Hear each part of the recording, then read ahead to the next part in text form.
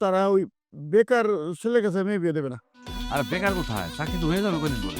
আরে হইয়া যাবে, হয় নাই তো। হ্যাঁ ঠিক আছে, রাজি করে ভাড়া আমি ডোন্ট ওয়ারি, তবে চার্জটা একটু বেশি লাগবে। আগে করছিলাম 10K 10,000, এখন লাগবে 12K 12,000, পুরোপুরি জীবনে 12টা বাজছে, 12,000 লাগবে।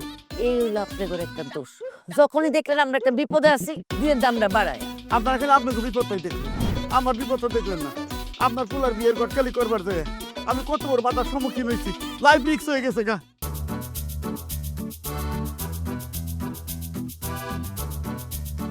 ওরে বাবা রে, কি এক গ্রামে এসে পড়ছিলাম, আইতেও মাইর যাইতেও মাইর। যাইতে কেন আমারে? কে মারে? ওই দিন যাওয়ানোর সময় রাস্তায় দুই পেতনি আমারে ধরছিল। পেতনি হাঁসের ডিমের মতো বড় বড় গোল গোল লাল লাল চোখ। আরে এই পেতনি সেই পেতনি না, ওই দুইটা মাইয়া, যে দুই মাইয়া তোমার বিয়ে করবার চায়। আমারও কইছে দেখ গটকের বাচ্চা, মিজানের বিয়ের গটকালি তুই করস, তোর একটা 30 হাত বাড়ির তলে গাইরে হলাম। তারপর জীবনের মায়া, বড় মায়া, বুঝেন না। আমি বর কামুড়ি দিয়ে নিজেরে আড়াল করে আপনাকে বাড়িতে আইছি, তাও তো নিজেরে সেভ করতে পারলাম না। দুঃখিত ঘটক সাহেব, এবার সুখবরটা একটু দিয়ে ফেলান। মেয়ে পক্ষের সাথে কথা হয়েছে? কথা হয়েছে, কিন্তু মায়ের পক্ষ যা কইছে কেমনে করে আপনার কাছে কই।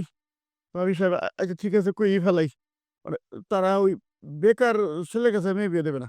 আর বেকার কোথায়, চাকরি তো হয়ে যাবে কদিন পরে। আরে হইয়া যাবে, হয় নাই তো।